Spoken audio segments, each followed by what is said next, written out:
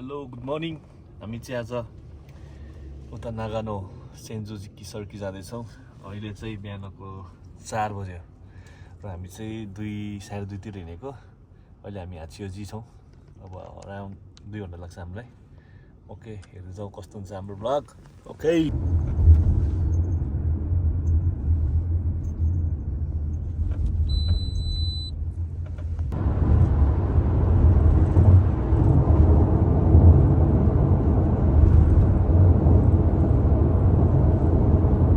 यहाँ अहिले बस रोक्ने ठाउँमा आयौँ। बसको टिकट चाहिँ अराउन्ड 4700 पर्छ। लाइन डेन्जर छ उतासम्म। हामी चाहिँ बस कुर्दैछौँ। आधी घन्टा भयो है। यहाँबाट हामी माथि जान्छौँ आज हाइकिङ। हाम्रो चाहिँ बस आएको छ रोपेसम्मको। अब जाँदैछौँ।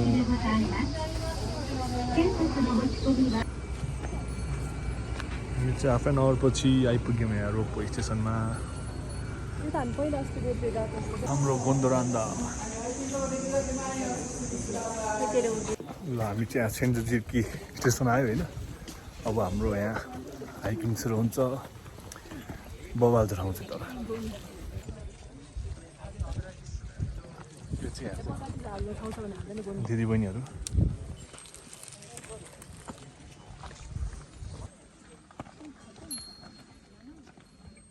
हामी चाहिँ यहाँ माथि पुग्छौँ। अझै हिँड्दैछौँ। टन्नै छ मान्छेहरू आज बिदा भयो नि होला। चाहिँ पुरा जाम भइरहेछ मान्छे धेरै भएर। स्टेपबाट अहिले चाहिँ यहाँ टक्क काठको भराइमा हालेको रहेछ माथि जानलाई। हामी चाहिँ यहाँको स्टेसनबाट यहाँ आउन हामीलाई 50 मिनट्स लाग्यो। अब चाहिँ उता माथि गए नि हुन्छ, उताको माथि गए नि हुन्छ। थकित मुद्रामा दिदी बहिनी। ओ दामी छ। यो चाहिँ माउन्ट फुजी रहेछ ल।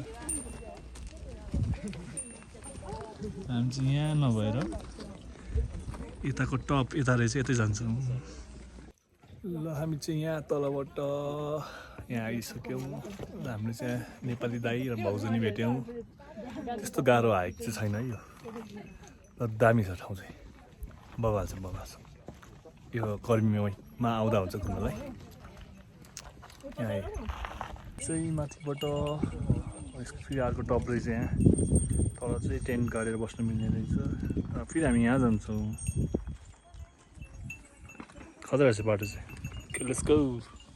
हामी चाहिँ यो पछाडिको हिमाल पहाड भनौँ न, त्योभन्दा अझ उता अर्को पहाड छोडेर आएर माथि यहाँ पुगेर लास्ट अनि यहाँबाट फर्किन्छ होला आज चाहिँ हामी। खतरा छ सबै यो ढुङ्गै ढुङ्गाको। शीतल छ ठाउँ पनि। पुरा उसलङ थालेछ।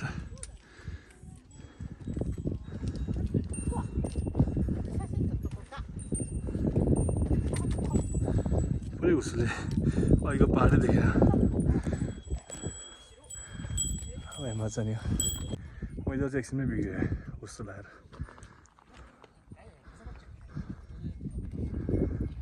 यो टप रहेछ यहाँको। पुरै उस्तो लागेछ। फाइनल्ली यहाँ माथि मेन ठाउँमा आइपुग्यो। थाक्यो हल्का दौडेको। दिदी बहिनी चाहिँ पुनः यहाँ थकित मुद्रामा छ। तर खतरा हिँड्यो। यताको यो देखेन यार। यो यहाँसम्म भनेको फेरि यता ल्याइदिएको। पुरै थकित छ यहाँ। ओके, रमाइलो भयो। फेरि फर्किनुपर्छ यहाँबाट। टपमा आइपुग्यो है। धेरै ठुलो हाइट त छैन यो। 2956 रहेछ।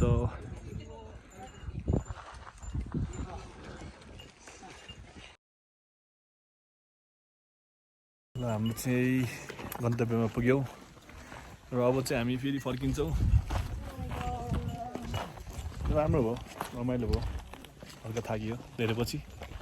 Let's go.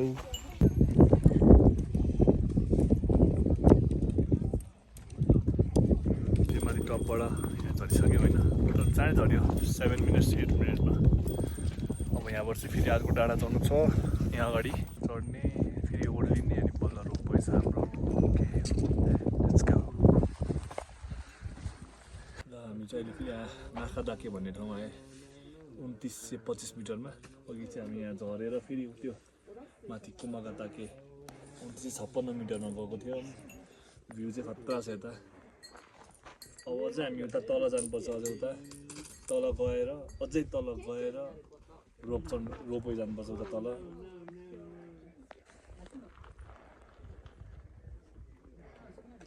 अनि एकदम रमाइलो भयो खतरा छ नाचुतिर चाहिँ आउँदा हुन्छ यहाँ हाइकिङ गर्नु चाहिँ हामी ब्रेक बसेछौँ फेरि हिँड्छौँ चाहिँ यो खतरा ठाउँबाट अब फेरि फर्किँदैछौँ अब चाहिँ हामी यहाँबाट हिँडेर तल रोपवे बाटोमा जान्छौँ र त्यहाँबाट चाहिँ हामी आज होटेलमा बस्छौँ हामी चाहिँ अब यहाँ पुग्नुपर्छ फेरि रोपवेको स्टेसन हो यहाँबाट फेरि बस लिएर तल जान्छौँ वर्थ इट है